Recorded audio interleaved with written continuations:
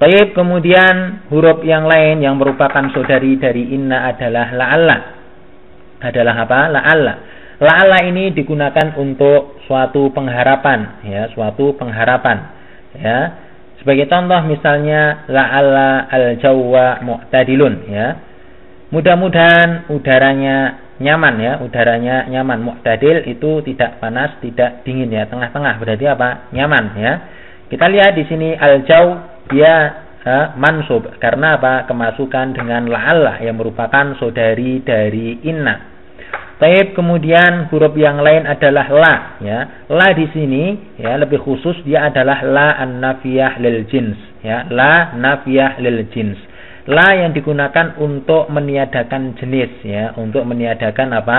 Jenis, ya. Sebagai contoh misalnya la rajula fil baiti, ya. Tidak ada seorang lelaki pun di dalam rumah itu. Kita ulang, tidak ada seorang lelaki pun di dalam rumah itu. Sehingga setiap yang berjenis, ya, laki-laki maka ditiadakan di dalam rumah. Sehingga memang betul-betul di dalam rumah tersebut tidak terdapat seorang pun lelaki yang berada di dalam rumah. Nah, kita gunakan dengan la nafiyah lil jins, ya, la untuk menafikan jenis, untuk meniadakan apa? Jenis. Sehingga la rajula fil baiti, ya, la rajula fil baiti. Taib itu merupakan saudari dari inna. Pada kesempatan kali ini masih kita membahas tentang khabar inna dan saudari-saudarinya. Akan tetapi pada kesempatan kali ini lebih khusus, ya, kita akan melihat di sini tentang tasrif inna bersama dhamir-dhamirnya, ya, tasrif inna bersama dengan dhamirnya. Kita akan melihat di sini suatu, ya, kotak. Ya, di sana ada kolom dan di sana ada barisnya. Kami kira antum semuanya sudah pernah, ya, mengetahui bagaimana cara membaca kolom dan baris-baris ini. Namun tidak ada salahnya kita mengulang sedikit, ya. Kita perhatikan kolom yang pertama sebelah kanan kita tuliskan di situ untuk tunggal. Maknanya bahwasanya digunakan untuk dhamir atau kata ganti orang tunggal atau satu, ya, satu, ya, untuk jumlahnya satu, ya, kata ganti orang, ya, untuk jumlah orang satu, ya. Misalnya dia, ya, dia itu maksudnya adalah dia satu orang saja. Kemudian kamu, ya, kamu, akan tetapi yang dimaksudkan adalah kamu satu orang saja. Demikian seterusnya, ya. Kemudian kita lihat, ya, kolom sebelah kirinya kita tulis di situ adalah double, ya, double. Maknanya adalah bahwasanya kata ganti ini digunakan untuk dua orang, ya, untuk dua orang, ya. Misalnya kita mengatakan, ya, dia atau mereka, ya, maknanya mereka itu jumlahnya cuma dua orang, ya, atau kalian. Tetapi kalian di sini yang kita maksudkan bukan kalian banyak, akan tetapi kalian yang jumlahnya cuma dua orang, ya. Kemudian kolom yang selanjutnya sebelah kirinya yaitu jamak, ya. Jamak ini digunakan untuk jumlah, ya, yang terdiri dari 3 atau lebih dari 2, ya. Misalnya kita katakan mereka, jadi mereka itu jumlahnya 3 atau lebih, ya. Begitu cara pembacaannya. Kemudian kita melihat barisnya, ya. Baris yang pertama di situ kita lihat, kita tuliskan orang ketiga untuk laki-laki. Kita kenal dengan lil ghaib, maksudnya untuk laki-laki. Maknanya ini digunakan untuk orang ketiga, ya, akan tetapi yang dia berjenis kelamin laki-laki. Misalnya, ya, dia, ya, misalnya dia itu kan orang ketiga. Akan tetapi dia di sini masih mempunyai dua kemungkinan, dia laki-laki atau dia perempuan, ya. Yang kita maksudkan di sini dia adalah dia laki-laki, ya. Ini untuk ghaib.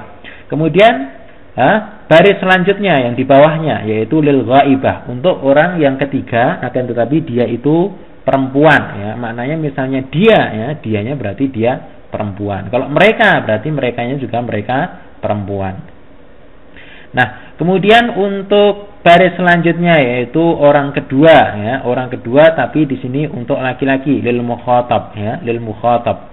Maksudnya, ya, Untuk orang kedua ya, kamu ya, kamu, akan tetapi di sini kamunya kamu yang laki-laki ya. Demikian pula untuk baris yang setelahnya, yaitu untuk orang ya kedua tapi untuk perempuan, dikenal dengan lil mukhatabah ya. Maknanya jika disebut kamu berarti kamunya kamu perempuan. Baik, kemudian baris yang terakhir yaitu orang pertama, yaitu lil mutakallim ya, bagi orang yang mengucapkan, bagi orang yang ngomong ya. Nah, di sini ada laki-laki, ada perempuan. Maka ini sama saja, laki-laki dan perempuan ya, tidak dibedakan laki-laki dan perempuan, sama saja ya. Kalau dikatakan aku berarti boleh dia menggunakan aku laki-laki atau aku perempuan, penggunaannya sama ya. Sehingga jika dikatakan ini misalnya atau innani, maka boleh yang ngomong ini laki-laki ataupun perempuan. Itu cara pembacanya ya, itu cara pembacaannya. Nah, kita latihan misalnya sejenak. Misalnya kita lihat ya, di sini misalnya kita baca innakum misalnya ya, innakum. Kita lihat innakum, dia berada di kolom ya ketiga ya dari kanan ya, untuk bentuk jamak. Demikian pula dia berada di kolom yang di baris yang ketiga pula, yaitu untuk mukhatab ya, untuk mukhatab orang kedua laki-laki.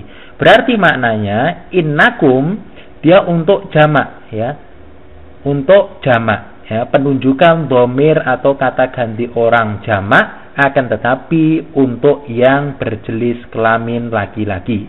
Sehingga sesungguhnya kalian, tapi kalian di sini kalian yang untuk ya laki-laki ya, karena ini mukhatab ya. Berbeda kasusnya misalnya innakunna, masih bentuknya jamak, akan tetapi ini untuk yang jenis perempuan, sehingga ya kalian, tapi kaliannya adalah kalian ya perempuan. Kalian yang jumlahnya lebih dari 2 orang tapi jenis kelaminnya adalah perempuan ya. Kami kira dapat dipahami, ini hanya sekedar mengulang saja.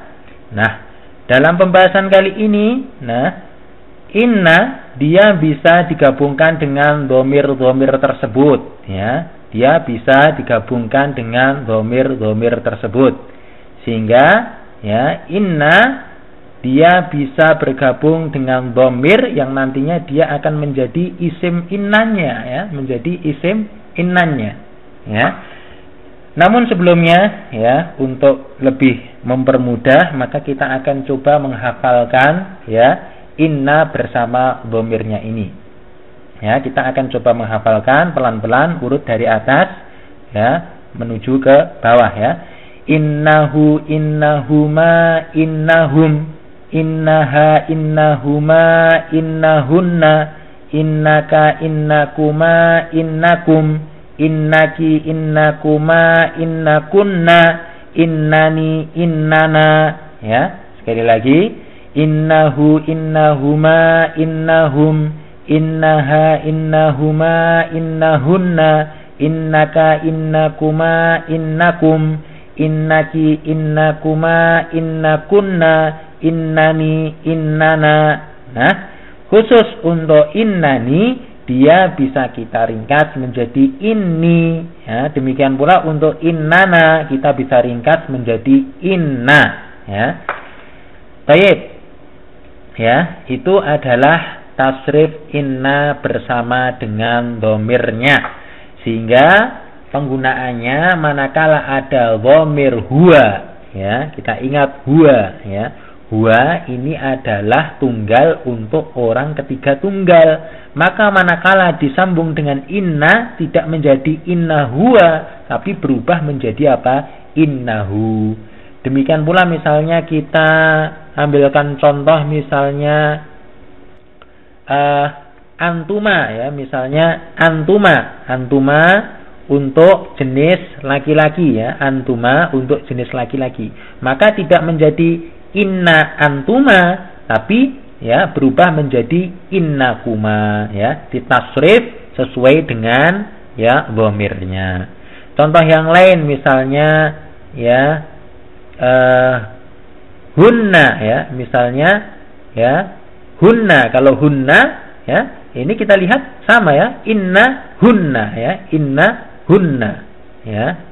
Nah, itu demikian. Misalnya anti ya, anti untuk ya orang kedua ya, tunggal, orang kedua tunggal untuk jenis perempuan, maka tidak menjadi inna anti tapi menjadi apa? Innaki ya, menjadi apa? Innaki ya. Itu diantara contoh penggunaannya ya. Kami kira sudah dapat dipahami dengan jelas.